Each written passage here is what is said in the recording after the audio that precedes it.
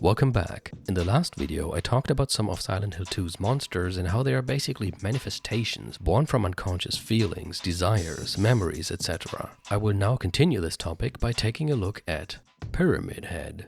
Visually and gameplay-wise, Pyramid Head falls pretty much under the same category as the other hostile creatures in the game. He looks like a monster and attacks the player on sight. Still, he is a bit more than just that. He fulfills a more complex role, which is why I decided to dedicate a separate chapter to him. Now, first of all, I'd like to mention that his Japanese name doesn't actually translate to Pyramid Head. Instead, in Japanese, the in-game characters usually call him Akai Sankaku Atama or just Sankaku Atama, which could be translated very literally as Red Triangle Head and Just Triangle Head, respectively. The English localization, on the other hand, calls him Red Pyramid Thing in the dialogue, but actually also uses Pyramid Head a few times. Now, the guy that I've already quoted quite a lot, and will continue to quote several times more, namely Ito Masahiro, personally confirmed that Red Pyramid Thing was the creature's official name, but Ito has also stated multiple times that he himself often called the creature Pyramid Head. As for me, I will continue calling him Pyramid Head as well in this video series, because that appears to be the name most commonly used for him nowadays. Now, as stated before, Pyramid Head is an embodiment of James' repressed guilt and his unconscious desire to be punished. This is also confirmed by Konami's book Ushinawareta Kyoku, where on page 49, Pyramid Head is described as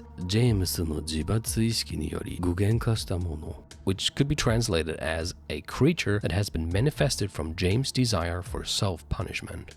As for Pyramid Head's strange outward appearance, in the past of Silent Hill there actually existed executioners that wore red triangular hoods, as can be seen on a photo in the abandoned Toluca prison. In the same room you can also discover a text explaining that one of the methods of executing prisoners was death by skewering. And this seems to imply that Pyramid Head's existence was somehow influenced by those elements from the town's past. After all, Pyramid Head has a red helmet in the form of a triangular pyramid, and one of his weapons is a huge spear with which he skewers Maria more than once. One theory states that during an earlier visit to Silent Hill, James might have come across both this picture and the info about skewering, and so when Pyramid Head was born from his unconscious mind, this knowledge about past executioners and their methods of punishment that existed within James' memories might have contributed to shaping Pyramid Head's appearance. Now, the first time the player gets to see Pyramid Head is in the rundown apartment complex. While exploring this place, James suddenly hears a scream.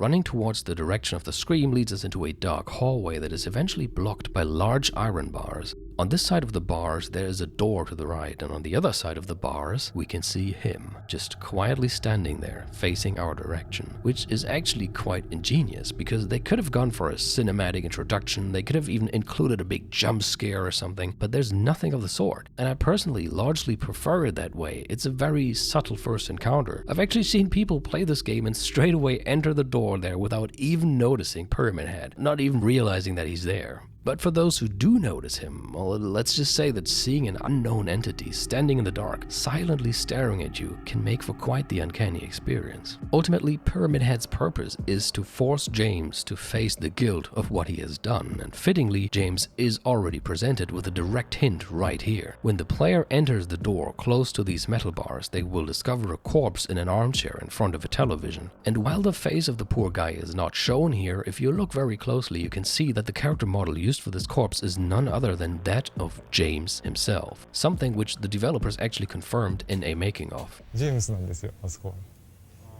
あの死体は実はジェームスが作り出したジェームスなんで、逆に In other words, we hear a scream, then we see Pyramid Head standing there as if he had just left the scene of murder that James is about to find, and thereafter we discover a corpse that is essentially none other than a copy of James in front of a TV, thus presenting us with a scene where James has been punished, possibly by Pyramid Head himself. It's as if the town was telling him, look closely, James, and you will see that this corpse is you, for you deserve to be punished. James, however, is not ready to face the truth and doesn't even realize that it's a copy of himself in the armchair. Now, before we move on, allow me to point out two interesting elements here. First, the TV in front of the dead version of James is actually a very fitting item in this context because it is also a TV that will eventually reveal to James why he is supposed to be punished. As mentioned before, in the hotel at the end of the game, James watches a videotape that shows him his repressed murder of Mary, and he even watches it on a TV that looks quite similar to this one.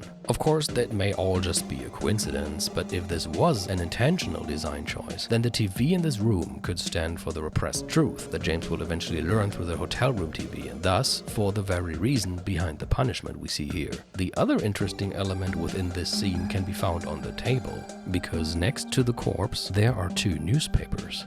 Now, this might be a stretch, but I think it's worth mentioning, so bear with me. Newspapers are connected to the spread of information. Their purpose, at least in an ideal world, is to give us information, to tell us the truth, even if it's a truth we may not like. In other words, it's possible to view these conveniently placed newspapers on the table as another item that symbolizes truth and the act of uncovering information. So just like the TV, the newspapers on the table might be more than just a random design choice. In fact, this is not the only time we see newspapers in Silent Hill 2. You can find them in some other places as well, such as here or here.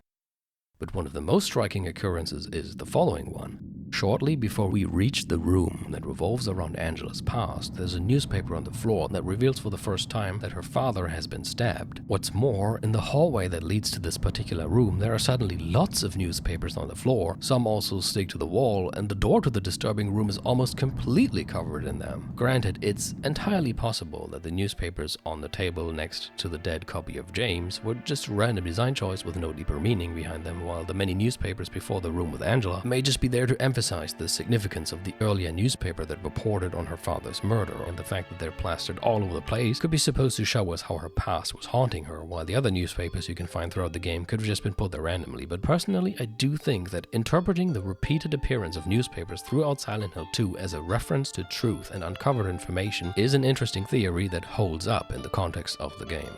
Well, be that as it may, let's leave this scene behind us now and talk about the next encounter that James has with Pyramid Head. Upon entering a room on the third floor of the apartment complex, James witnesses Pyramid Head engaged in what looks like he is sexually abusing a bunch of mannequin creatures. But, interestingly enough, I found a tweet by Ito Masahiro himself that concerns this very scene, where he explains that nothing sexual is going on, and that Pyramid Head is actually just trying to remove the visions from James' mind. To further elaborate on this, there are other tweets where he explains that Pyramid Head's role includes keeping James human and making him aware of his guilt, and that this is why Pyramid Head tries to remove James' delusions and attacks these kinds of monsters. However, it was confirmed by Sato Takayoshi in the Silent Hill 2 making of that the developers did make scenes like this look erotic on purpose, even though nothing sexual is going on. Psychological horror has to shake humans' heart deeply. Shaking people's heart deeply means uncover people's core emotion and the core motivation for life. Everybody is thinking and concerning about sex and death every day. And if we want to scare or shake or touch the users or spectators, then we have to think about sex and death deeply. To make like a death scene, somebody died or monsters died.